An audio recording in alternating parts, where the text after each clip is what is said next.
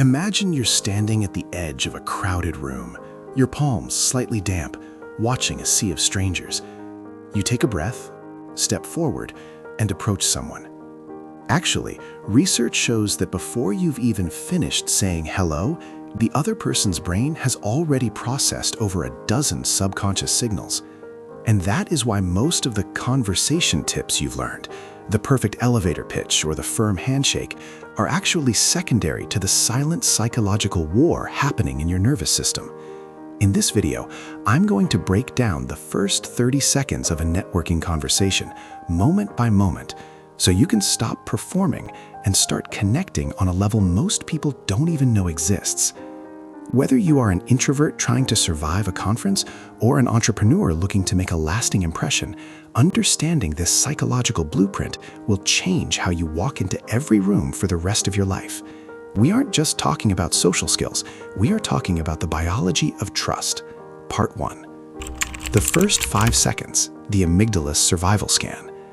The moment you come into another person's line of sight, their brain performs what psychologists call a thin slice assessment.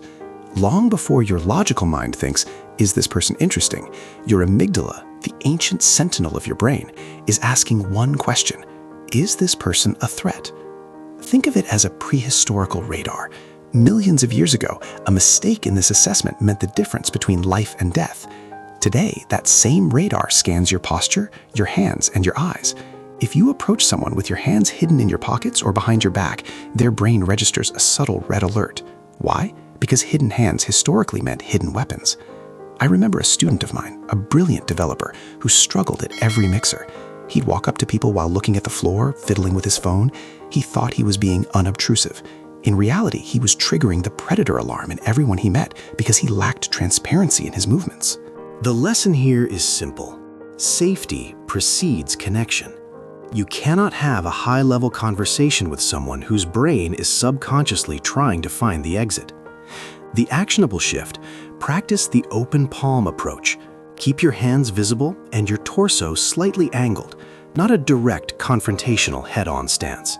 When you show that you are unarmed and relaxed, their nervous system exhales.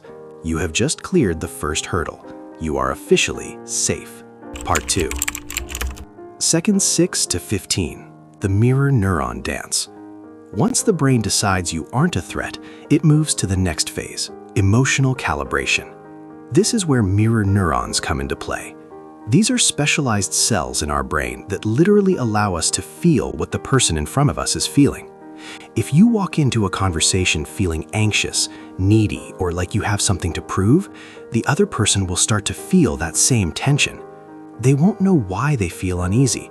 They'll just think, this person is a bit much, or something feels off.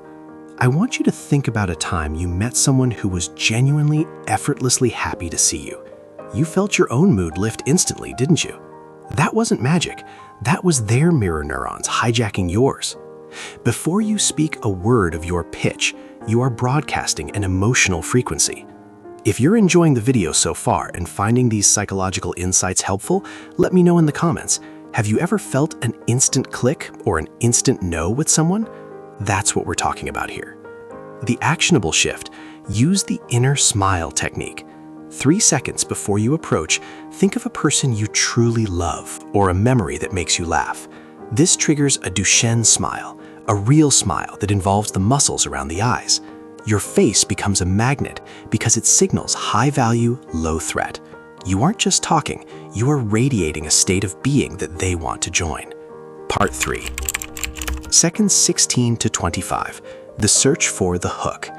Now the verbal dance begins. But here is the psychological trap. Most people try to be interesting. They talk about their achievements, their titles, or their goals. But the human brain is inherently selfish. It is constantly filtering for relevance. In these 10 seconds, the other person is subconsciously asking, does this person see me? Or are they just looking for an audience? There's a famous story about two 19th century British prime ministers, Gladstone and Disraeli. After dining with Gladstone, a woman said she thought he was the cleverest person in England. But after dining with Disraeli, she said she felt she was the cleverest person in England. Disraeli understood the psychology of the likability gap. He focused his energy on making the other person the protagonist of the moment. In these 10 seconds, the shift happens from I to you. If you spend this time waiting for your turn to speak, you've already lost. If you spend this time searching for a hook, a shared interest, or a unique observation about the environment, you've won. The actionable shift: avoid the interview trap. Instead of asking, "What do you do?" try, "What's been the highlight of your week?" or "How did you find your way into this room tonight?" These questions bypass the robotic, rehearsed scripts and force the brain into story mode. When people tell stories, they release oxytocin, the bonding hormone. Part 4. Seconds 26 to 30, the transition to flow.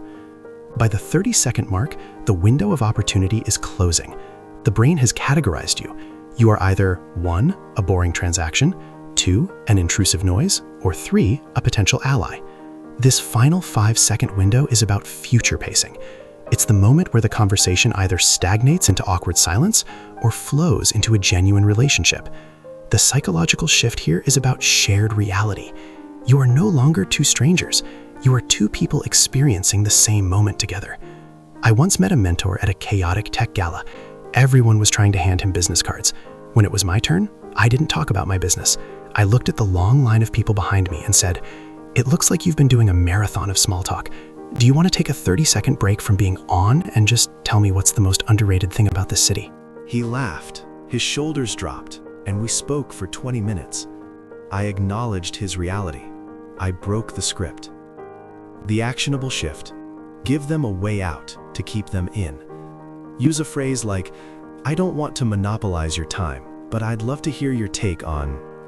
By acknowledging that their time is valuable, you paradoxically make them want to give you more of it. It's the ultimate psychological demonstration of high status and high empathy. Conclusion: the blueprint of presence. The first 30 seconds of any interaction are not about what you say. They are about the environment you create within the other person. We started with the body, signaling safety to the amygdala. We moved to the heart, using mirror neurons to share a positive state. We moved to the mind, finding the hook that makes the other person feel seen. And finally, we moved to the spirit, creating a shared reality that transcends the room. Networking isn't about collecting names. It's about the courage to be the person who goes first, the person who offers safety, the person who offers warmth, and the person who offers genuine curiosity. Next time you walk into a room, remember, you aren't there to be judged. You are there to lead the nervous systems of everyone you meet into a state of connection. Go out there, use these 30 seconds wisely, and watch how the world opens its doors to you. Thank you for being here, and I'll see you in the next one.